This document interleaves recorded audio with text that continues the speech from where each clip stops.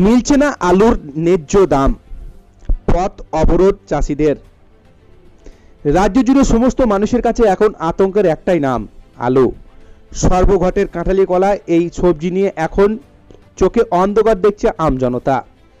দিন দিন আকাশ ছোঁয়া হচ্ছে আলুর দাম। হেন কেন রান্না হয়তো যেন যাতে আলু দেওয়া যায় না, কিন্তু এই মুশকিল আসান আলুর যোগানে এখন কমে গিয়েছে।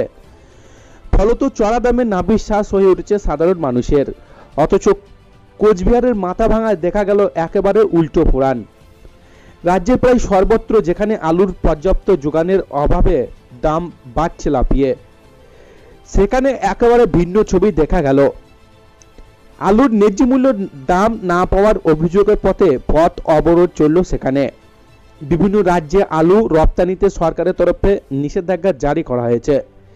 এদিকে স্থানীয় পাইকারি ব্যবসায়ীরাও কিনছে না আলু।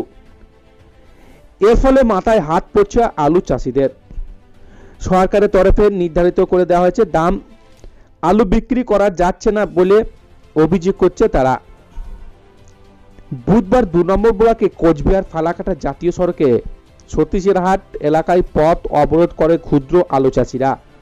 তাদের অভিযোগ, বাজারে আলুর ন্যায্য দাম পাওয়া যাচ্ছে না। তারা স্থানীয় পাইকারি ব্যবসায়ীরা বেশ কিছুদিন ধরে কিনছে না আলু।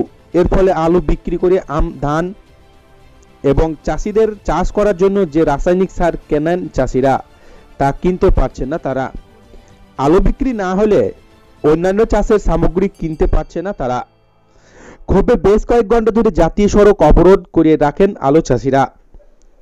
এর ফলে ব্যাহত হয় পণ্যবাহী যাত্রীবাহী যান চলাচল। শেষমেশ পুলিশের হস্তক্ষেপ ওঠে অবরোধ। তবে আলু চাষিরা হুমকি দিয়েছেন, সমস্যার সমাধান যদি না হয় তাহলে আরো বৃহত্তর আন্দোলনে নামবে তারা। তো এই ছিল আজকের লেটেস্ট খবর। ভিডিওটিকে ভালো লাগলে লাইক করবেন, চ্যানেলটিকে সাবস্ক্রাইব করে আমাদের সঙ্গে থাকবেন।